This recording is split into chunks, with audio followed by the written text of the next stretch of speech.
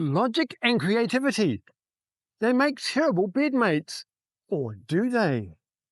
G'day, and welcome to Small Steps Through Life. Today, we're at beautiful Pukerua Bay, and the scenery is beautiful. And what I want to share with you is the idea of logic and creativity, of how these two exist together or apart. If you're somebody like me, logic is a go-to place. I like the idea of logic. I love it.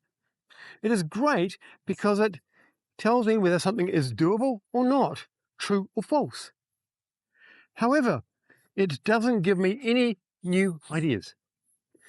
In fact, it by its very nature can only refine existing ideas. Creativity is great.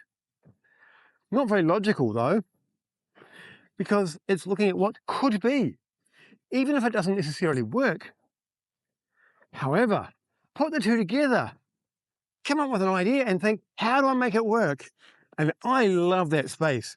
I think it's amazing because then I can start looking at the idea of how do I do such and such? Throw it at creative, and creative says, here's an idea. Logic says, doesn't quite work. Could you try again? Creative says, how about this?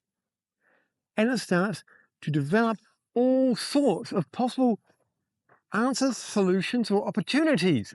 Awesome, really great.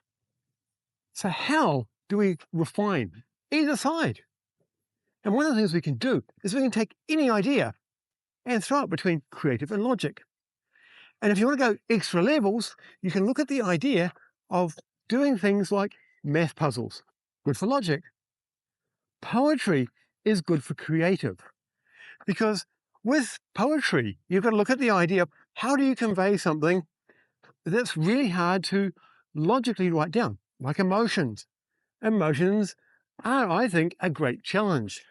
Poetry is a good way to convey it, but if you apply straight logic, you end up with a poem that's very dry. So, if you want the best of bedmates, look at logic and creativity together. And on that note, I'm going to say, see you later.